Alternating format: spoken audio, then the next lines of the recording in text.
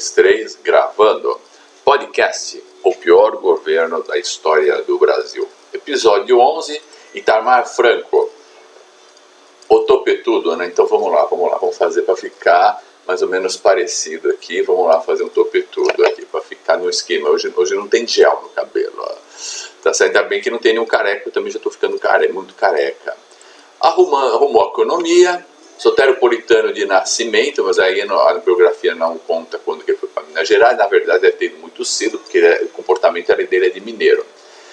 Mas na época ele nasceu em 58, né, Salvador não era essa zona, né, tá certo? Não era essa zona do mijódromo e essas coisas todas aí. Salvador era um país cultural nessa época, Salvador. Hoje em dia, cultural hoje em dia é droga, sexo, trio elétrico e assim por diante. Então, na verdade, a formação dele mineiro Juiz de Fora, plano real de 82 e 85, milagre econômico.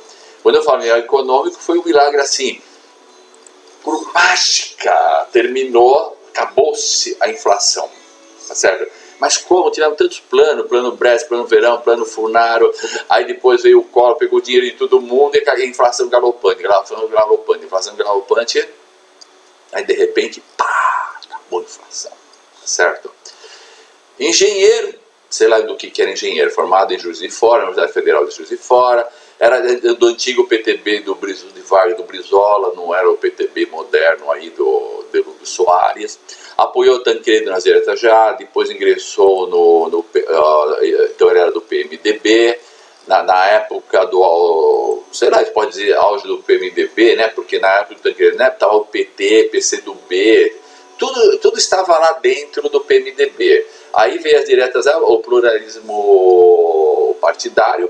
Aí essas coisas começaram a sair de tudo lá de dentro. Aí foi um expurgo do PMDB e da Arena saíram dois ou três partidos.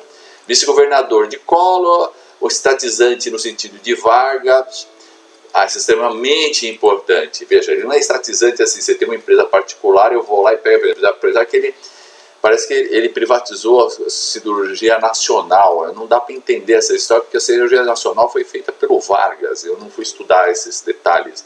Devia ser uma empresa de capital aberto, mas antes do regime militar não tinha ações. Eu não consigo entender isso aí. E hoje em dia as informações que estão na internet é de chorar. Tem que pegar o Scholar Google, ficar lendo artigos, tal. Vamos fazer um podcast. Isso aqui é uma piada, né? Isso aqui é uma fofoca, tá certo? É uma fofoca com uma estrutura cognitiva por trás, mostrando os fatos, principalmente nos bastidores das universidades e de alguns amigos. Eu morava em cima do cara que era gerente, diretor do Diese. Então me contava muitas histórias, muitos dos meus amigos, o pessoal da Unip, das federais, da USP. E aí, veja, ele não queria ficar eternamente no governo. Nessa época eu não sei se ele já sabia que estava com uma doença terminal ou não. Provavelmente já deveria saber que tinha uma doença terminal e tal. Mas de qualquer forma, ele conhecia a Constituição, sabia que aquela Constituição era impossível governar o Brasil. Então ele fez um plebiscito para ver se o Brasil continuava com uma república, federativa, presidencialismo, provavelmente deve ser isso, eu já não me lembro mais, ou se podia ser parlamentarismo. Eu não queria ficar no poder que nem o FHC, o pavão do FHC, e o comunista Lula, que quer ficar eternamente no poder, tá certo? Então eu não queria essa coisa tal, que é extremamente importante para entender que, veja, isso aqui é uma democracia, pelo menos deveria ser uma democracia, não é de forma alguma, isso aqui é uma democracia, principalmente no sistema televisivo e do poder econômico das mídias, agora da internet, os impulsionadores motores e assim por diante de propaganda. Critério de análise, aqueles mesmos de sempre, né? Veja, para analisar um governo, tem que entender como que estava o governo, como ele recebeu, como que estava, ou como estava a indústria e tal, e se ele entregou a indústria do mesmo jeito, tal, né, que nem nos evangelhos, né, do bom trabalhador, eu acho, né, do que deixou uma moeda para outro, um enterrou, outro não sei o que, e o outro entregou do galardão, né? Então, para entender o galardão, né, cenário mundial e assim por diante, vamos para frente. Em que situação o país se encontrava? O Brasil estava no meio de uma grave crise econômica, com uma inflação crescente evoluindo de quase 500% para quase 2.000, uns falam 2.000%, vamos botar 2.000%, vai, 2,5% em 93, a maior da história do Brasil. O Itamar tocou de ministro várias vezes da economia, até que o Fernando Henrique Cardoso assumiu o Ministério da Fazenda, tal, que tinha, provavelmente já devia ter ser presidente. E, na verdade, o Fernando Henrique Cardoso tinha vindo da França, tal, e o Brasil nessa época já tinha economistas, já tinha vindo, o Brasil no governo militar mandou um monte de economistas para os Estados Unidos para trabalhar lá em paralelo, que nem os indianos que sentam no computador do lado do outro e vai copiando, para trabalhar no sistema monetário americano lá no negócio, para copiar para o Brasil. E tem muitos desses que eram economia nessa época já começaram a trabalhar no BIRD, no FMI e assim por diante. O Fernando Henrique conhecia essa turma. Aí o Fernando Henrique simplesmente, no governo Itamar, como o Itamar queria uma mudança estrutural, honesta e tal, o Fernando Henrique viu uma oportunidade para trabalhar, tinha um presidente e tal, chamou esses caras e esses caras fizeram um plano. Mas o Itamar era um engenheiro de indústria, conhecia o que estávamos fazendo. O Fernando Henrique era um sociólogo. Na prática, o Brasil estava em uma crise geral. Veja, agora para você entender a situação geral, para você implementar um negócio, que é uma democracia, precisa do povo e do Congresso. Tá certo? E principalmente precisa da opinião pública para você impor pelo gargalo, né, na boca de certas pessoas. Mas muitos governadores tal, não queriam esse plano, queria ficar lá mandando nos bancos, tal, mas nem imaginavam o que a FHC ia fazer. Na prática, o Brasil estava em uma crise geral, os bancos estaduais falidos, espoliados pelos governadores, caixadores, tal, indústria sucateada tem que concorrer com a do exterior, e a educação em frangalho. Então veja, com o Collor existia o protecionismo, então era aquela mesma máquina, o cara não renovava a máquina, a máquina não tinha nem servo mecânico, era um servo mecânico de fazer fita metálica, aquela máquina de fazer roda de carro, de roda de caminhão e tal. Abriu a indústria. Aí começou a vir coisas do tigre asiático, tal, não sei o quê, com uma indústria toda, aí já começou os primeiros CREI com informática, tal, em 85, 89. E aí as indústrias aqui começaram a falir, e as pessoas começaram a vender casa, vender fazendas industriais, para comprar dinheiro, para poder comprar e melhorar a sua indústria. Vamos ver que depois isso vai fazer parte do plano, como que o Fernando Henrique jogava com dólar, para permitir que as empresas fossem lá, baixava o dólar para os caras ir comprar maquinário lá para melhorar a indústria, e depois quando vinha para cá ele aumentava o dólar para vender e exportar. Para você ganhar mais dinheiro para recuperar o capital. Era um jogo financeiro. Só que era essa situação. E a educação estava em frangalho, greves gerais e assim por diante. Mas todo o povo brasileiro, todo mundo queria que isso melhorasse. Então tem fala condições psicológicas, né? Veja, tem os caras pintadas, todo mundo querendo melhorar a coisa, né? O Brasil, vamos renovar o Brasil, tal. Porque ainda é um restício da educação estadual. Porque nessa época, a escola particular objetiva, essa outra escola, era papai pagou, papai passou. O cara era reprovado na USP, aí ele iria para a FEI, então, reprovado na FEI, ele ia para a Unip e para as FMU e assim por diante. E no colégio era a mesma coisa.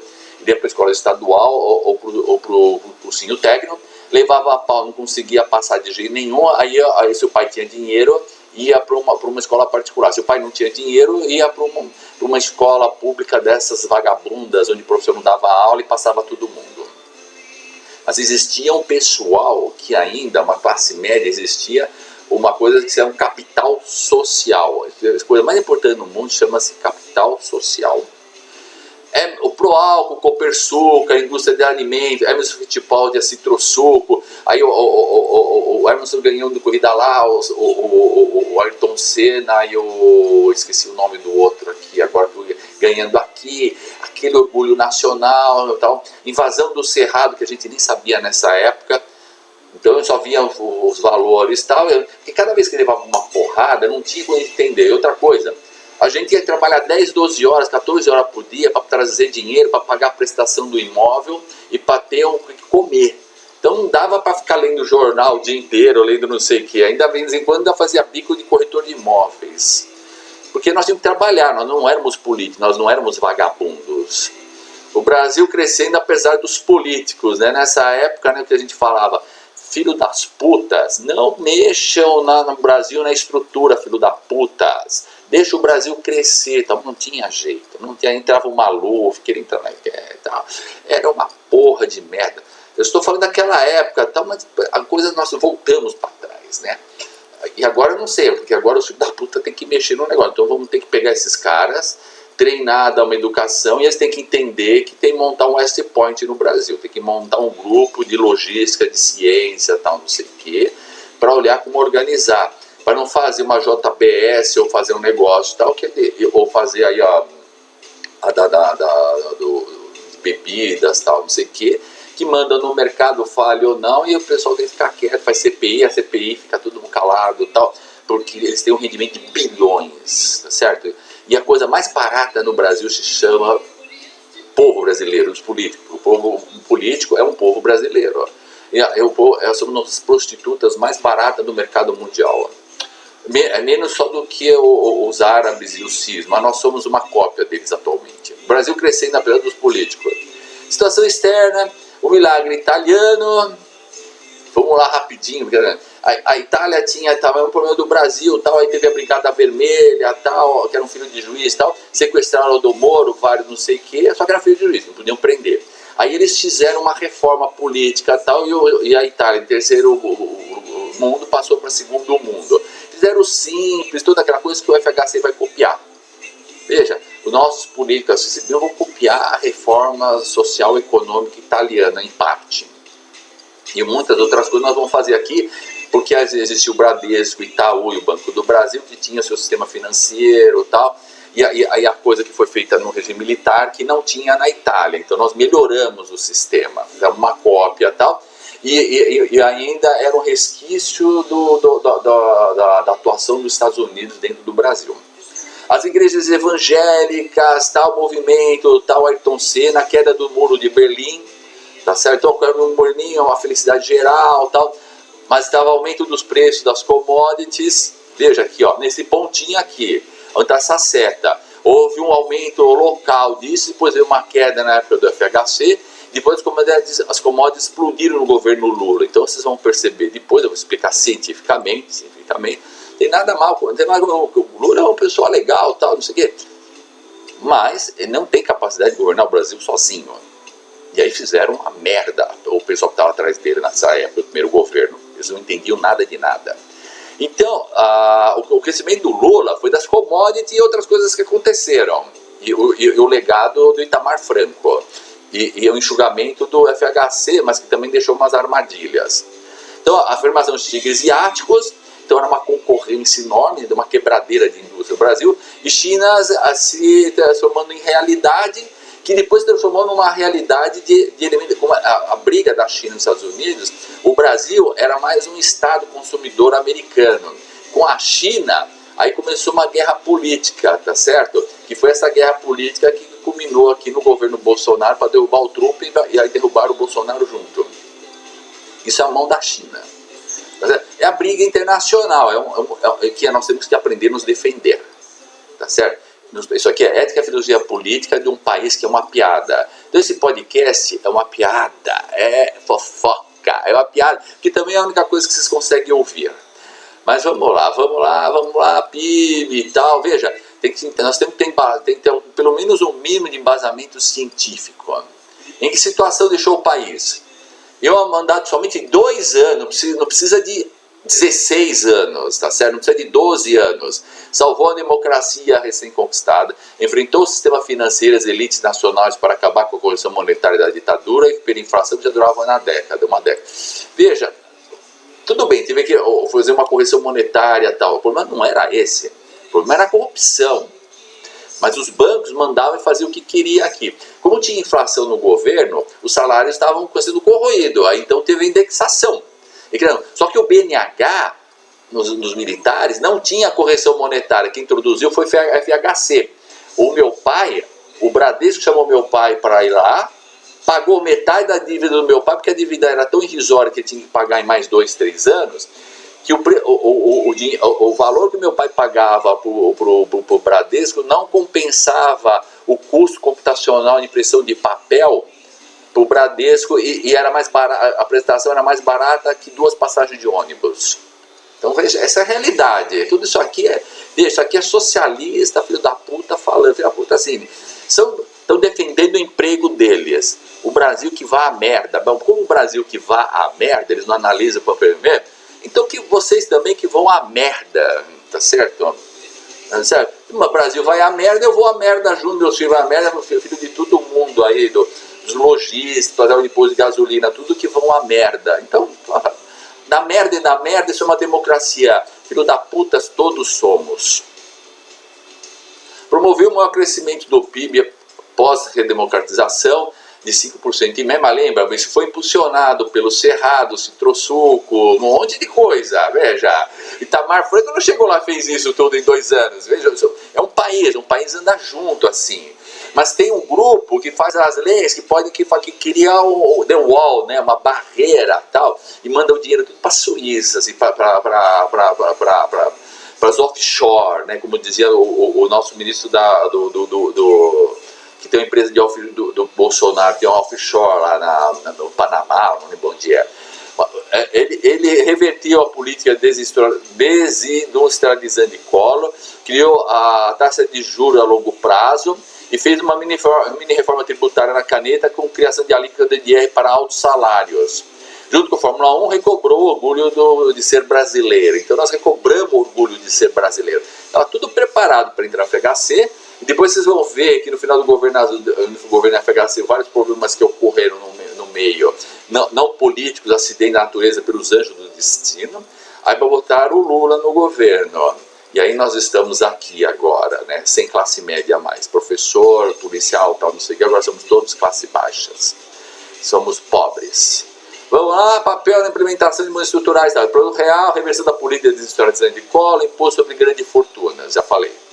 Governança e distribuição de cargos e nível de corrupção. O governo de estados e prefeitura era uma bagunça regida pelo Caixa 2, as estatais eram governadas pelas quadrilhas de políticos do Congresso Nacional, os bancos estatais do Amazônia eram o banco de Caixa 2. Então, o tempo inteiro, os bancos fazendo propaganda, tal, não sei o quê, o Maluf troca o nome da empresa de para Eletropaulo, tal, não sei como que era lá em Minas, tal, era Eletropaulo, tal, Banespa, para reeleger o Lula, e o banco quebrava. A culpa é do funcionário público. Não, funcionário público segura o emprego, porque senão ele está desempregado. A culpa era dos políticos, tá certo? A falta de política, e não temos o Supremo Tribunal Federal com ferramentas, tal, independência de não serem eleitos pelo presidente, pelo Senado, pelo Congresso, para poder fazer funcionar a Constituição e termos uma Constituição melhor que essa daí, está toda deturpada e toda rasgada. Tá certo? Então, assim, o Itamar era honesto, mas é uma democracia, com um Congresso Nacional, com uma Constituição que não é democrática, que é corrupta. É uma Constituição que só privilegia a classe dominante e os corruptos. 40 processos em cima lá do Renan Calheiros. Agora, a tarada do batom provavelmente vai pegar 14 anos de prisão, porque ela estava lá na manifestação, foi no meio da hora da pessoa, e pichou com batom. Pariu, peraí, vai, ela já está 2 anos presa, já cumpriu a tarada do batom. Vamos prender quem tem que prender, né? Pelo amor de Deus, né? Mas aí não dá, né? Como que faz, né? O Supremo Tribunal está amarrado pela Constituição e está amarrado pelo sistema. Então tem que haver uma mudança brava nisso, ou fazer uma mudança educacional, mas isso vai levar 80 anos. Em 40 anos não vai ser suficiente para fazer isso. E destruíram a classe média, destruíram a educação, destruíram toda a estrutura social do Brasil. Respeito às liberdades individuais. Não, era um cara super legal, mineiro, Juiz de Fora, tal. Desempenho do PIB foi aquele que eu falei para vocês, Eletrocubo, açúcar, tal. Tudo que era herança do regime militar, de Getúlio Vargas. Distribuição de renda, Bom, quando o dólar ficou 1 para 1, até eu fui para o exterior. Eu nunca imaginei um professor, tal, um estudante bolsista viajar, tal. Aí consegui juntar dinheiro para comprar um apartamento, que é aquele meu dinheiro que foi recobrando também dos processos do Collor, tal. Então houve uma grande distribuição de renda. Então, o Valdemar foi o presidente após os Getúlio Vargas e os militares. Foi o último grande presidente de bom governo do Brasil. Sacrifício pelo prol da nação, não sei dizer, tal, deixou o FHC e depois o Lula, né? Então foi o grande sacrifício, vai, sei lá eu. Hora da fofoca, mais fofoca, isso aqui é uma fofoca, isso aqui é uma piada, tá? Uma piada isso aqui é uma piada, esse podcast, e o Brasil é uma piada, né? Vamos lá e pegamos dinheiro de todo mundo, Collor de Mello, aquelas coisas do Banespa, o Eletropaulo, tá certo? Isso é uma brincadeira, né? E a culpa é do povo, a culpa é dos marajás, a culpa é da elite, agora não temos mais elite. Agora, então, 80 anos para formar uma nova elite, uma elite que não seja socialista, né? Uma elite que seja nacionalista, brasileira, não nacionalista de roubar as coisas dos outros. Pessoas que respeitem o cidadão, respeitem os outros, que não querem se eternizar, ser uma múmia paralítica na presidência ou no Congresso, porque esse é o modelo antigo. Nós temos que mudar o socialismo antigo, esse que está lá na USP, arcaica, tal, que tem que ser enterrada, debaixo de uma pirâmide e tal, e colocar o negócio, e criarmos um novo socialismo do modelo moderno, do meio de comunicação, da informação, tal, da informática, da internet, e assim por diante. Com moral, respeito aos pais, respeito aos outros, tal. Com liberdade, não libertinagem, drogas e sexo à vontade, tem que ter educação e tal. Mulher não pode ter que ser respeitada. Hoje em dia, com o LGBT, a gente até fala assim, o homem também tem que respeitar, né? Não pode fazer sexo direto com o homem também. Antigamente era só com a mulher. Agora temos que falar que não é só com a mulher e com o homem. E o homem não pode ficar tomando pílula azul e tal, para satisfazer. Veja que o Lula caiu lá no banheiro, né? Tá certo? O cara já com quase 80 anos de idade, porque eu já não sei direito aqui, já está tudo tão deturpado aqui na internet, que eu já não sei nem a idade do Lula. Um outro podcast eu vou fazer o tema natal do Lula e do Bolsonaro para ver se melhora o meu ibope. Que é uma piada, tá certo? Mas vamos mostrar lá as coisas. Gostaram do Topetudo? Eu estou melhorando o meu ibope. Então, professores e sindicalistas formando a base do PT, greve geral num ponto da vida com o Maluf e tal, não sei o que, com Quércia e assim por diante. A mudança da cara do Lula de Che Guevara para cidadão, ou seja, né, já aquele do assaltante de banco, sequestrador tal, já não vendia mais, sequestrador tal. Agora o Lula tinha que concorrer ao governo nacional, então tinha que mudar a cara do Lula. Vocês vão ver no mapa astral do Lula que ele tem uma boa memória, a parte dele de respeito o conceito, assim, a estrutura primitiva dele para respeitar a liberdade democrática tal, tá lá. Mas vocês vão ver que tem outras coisas, e a formação também não, porque mesmo um mapa astral pode nascer um presidente, pode nascer um professor e pode nascer um lixeiro. Nasceram no mesmo dia, com o mesmo mapa astral. Mas o mapa astral só mostra como uma pessoa pensa, tal. Então quando você vai falar lá, ele fala bem sobre a democracia, os bens, tal. O Urano dele e o Netuno dele estão bem colocados, tal. Mas vocês vão ver lá que o Sol dele, o Eu, tá lá em Escorpião, né? Mas depois deixa, isso aqui é só para a gente falar, mas nossa, estou em 23 minutos. A saída do PT dos partidos extremistas, a saída dos idealistas do PT, criação do PSDB e o MDB na geladeira. Tem que parar aqui, já está com 23 minutos. Eu pensei que fosse falar só 18. Mas não tem jeito, isso aqui é uma piada, tá certo? Estão bravos comigo? Isso é uma piada, pessoal, isso é uma piada.